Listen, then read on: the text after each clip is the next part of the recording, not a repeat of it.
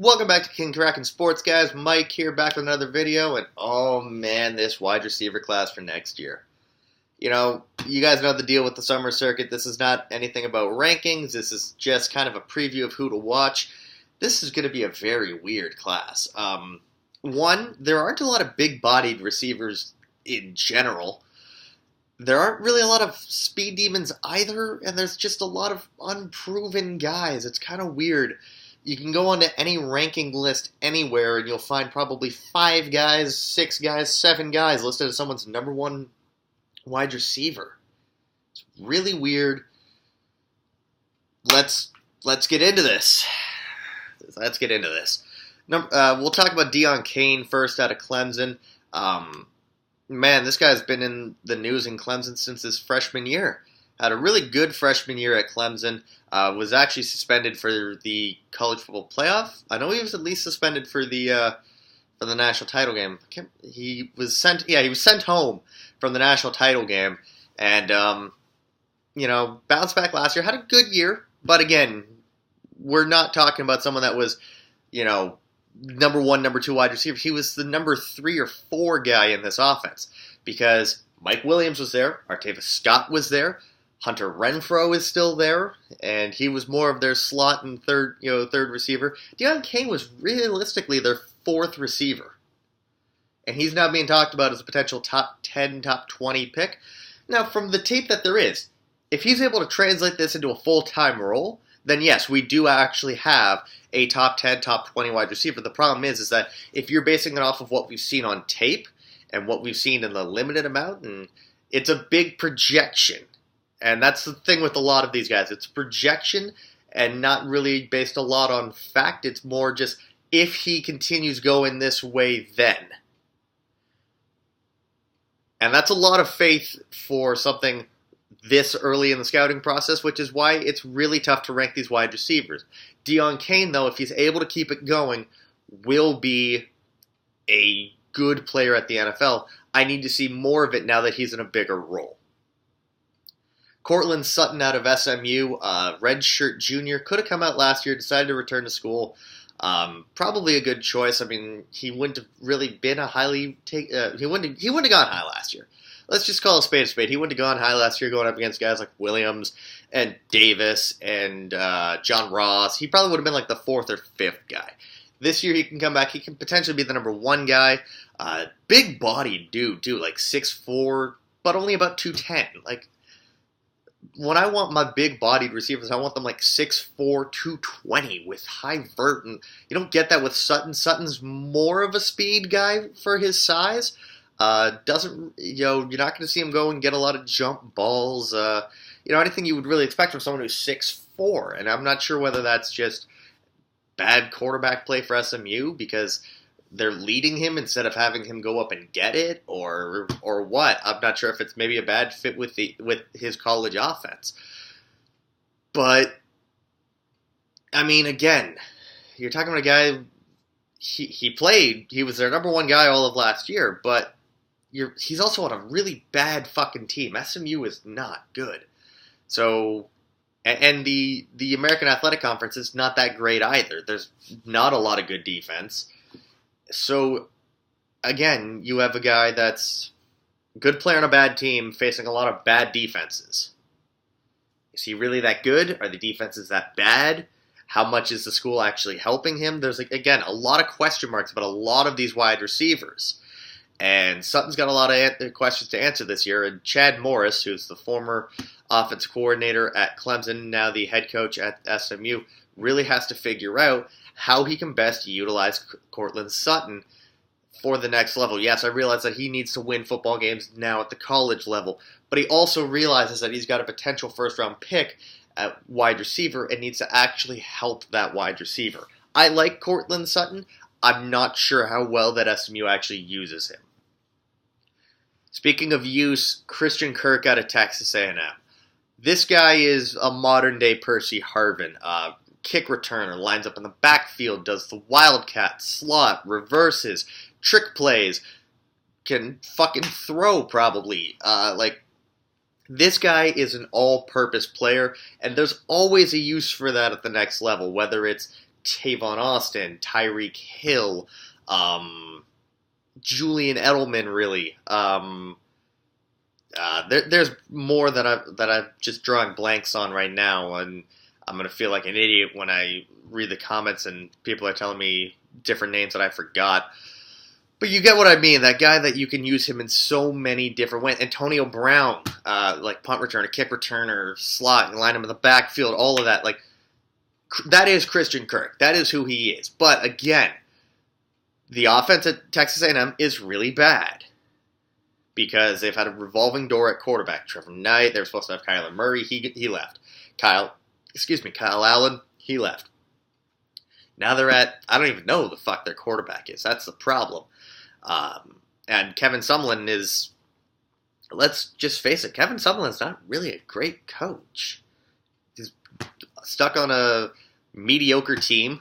Texas A&M is a perennial 8-4, 9-3 team. They're good, but they're not great. They're never going to really contend in the SEC. Christian Kirk can very easily be forgotten. I mean, A&M's usually on CBS, but I mean, they're usually on CBS losing to teams like LSU, Alabama, Ole Miss. They're really there to just kind of lose. They're never really on a game. Like, anytime that they get a lot of attention, it's a game that they end up losing anyways. So, history remembers the winners, guys. You got to win some games, and Christian Kirk, he's going to need to be on some of those nationally televised wins in order for a lot of people to stick with him. He's an electric playmaker, but if you're an electric playmaker and your team doesn't win games, you're very easily forgotten. Let's move on to my favorite name in this entire draft, Equanimous St. Brown. That is an epic name. This dude is pretty good. He had a very good game against Texas to start the season last year. I think he had 2 or 3 touchdowns in that game. Really, really solid playmaker. Obviously going to be their leading receiver from last year. He went from, I think, their 5th string the year before to last year being the number 1. Had a really good season. Had really good chemistry with Deshaun Kaiser, but Deshaun Kaiser's not there anymore. It's now Brandon Wimbush. We'll see how he does with Wimbush, whether he's got the same level of chemistry developed. I think they will. I mean, listen, Brian Kelly is not a good coach. Brian Kelly is a fucking terrible coach. He makes Kevin Sumlin look like Nick Saban. But Brian Kelly has to realize that he's already fucked up several guys' chance at the NFL. He can't do this to St. Brown, man. St. Brown is their best chance at a first-round wide receiver in a long time, man. Like, St. Brown could very easily be the best out of the bunch. And he's got all of the talent in the world. He's got a brand new quarterback that a lot of people think is going to be better than Zaire and Kaiser, and really, I mean, Wimbush could be their best quarterback that they've had probably since Brady quit. And that says a lot, because Notre Dame has not had good quarterback play in a long time. If those two develop a connection, Notre Dame's bad season from last year is easily forgotten, and they'll probably be in around that 7-5, 8-4 range. Not good for Notre Dame, but a fuckload better than 4-8, and maybe Brian Kelly could keep his job because of it. Let's jump to Oklahoma State. We'll talk about James Washington. I am a little surprised he went back for his senior year along with Mason Rudolph, but, I mean, come on. Rudolph and Washington, they've been each other's best buds since they were both freshmen. They may set records this year. That Oklahoma State offense is going to be fantastic. I mentioned with the quarterback video that Rudolph had all the weapons in the world to throw to, with Aitman and Hill, the couple of 4-star guys that are brought in, a couple of transfers, everything like that. James Washington is clearly his number 1 target. James Washington may lead the FBS in receiving. He's a very good receiver. He's a smaller guy, about 6'1", 190, speed guy, but he can also go and get that ball too. They've got a lot of good players there. Got a good offensive line. Oklahoma State's going to surprise a lot of people. May finish in that top 5, top 8, and get themselves into one of those big time bowls. They may sneak into the college football playoff. You heard it here first. James Washington's going to be a big reason for that. Like I said, a little surprised he came back for his senior year. When I started watching, I automatically assumed he was going to be the number one guy because I had him as like a top 5 receiver in last year's class. So, lot to prove. Smaller receiver, senior receiver, could have come out last year. I think that Oklahoma State's better this year, which I think is only going to help James Washington going forward. Let's talk about Ritchie James out of mid-Tennessee State. Oh man, have I seen this guy hyped or unheard of. This is the ultimate boomer bust so far this year. I have seen a prospect ranking that had Ritchie James as the number 9 overall offensive prospect. Number 9 overall on offense. Ahead of names like Josh Allen. Ahead of names like Ronald Jones. Ahead of names like Connor Williams from Texas, the offensive lineman. I'll talk about him in a couple of days. Ritchie James is what people think a 100% healthy John Ross would be. But he's not John Ross. I haven't seen the same things out of James that I saw out of Ross that made Ross a top 15, top 20 talent on my board. Ritchie James is a poor man's John Ross. I've seen people say that Ritchie James looks faster than John Ross, who is officially the fastest man in the history of the NFL. But I don't see that on tape. I think Ritchie James is good, but I don't really see the John Ross comparison or people who think that he's better than John Ross. I don't see it. I could very easily be wrong, but I just don't see it. And, it's going to take a big year, especially coming out of mid-Tennessee State. That's going to be hard to be better than a guy that went top 9. And we'll talk about one more guy here, everyone's favorite Alabama guy, Calvin Ridley. Probably their best player on offense, but that really isn't saying a lot. Alabama does not actually have a lot of great offensive weapons returning this year. Calvin Ridley appears to be their best. I've always thought that Ardarius Stewart was a better prospect than Calvin Ridley. I've always thought that Calvin Ridley was a little bit overhyped. Part of that being that his breakout freshman year came at 21 years old. Calvin Ridley is a junior. Calvin Ridley is now 23 years old. Deon Cain is also a junior. Deon Cain is 20 years old.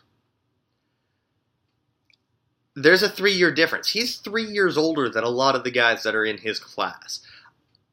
But I think that kind of factors against him. No matter how good he is, he's got an age advantage over these guys. He should be further along, which also hampers him a bit as well. Think about it.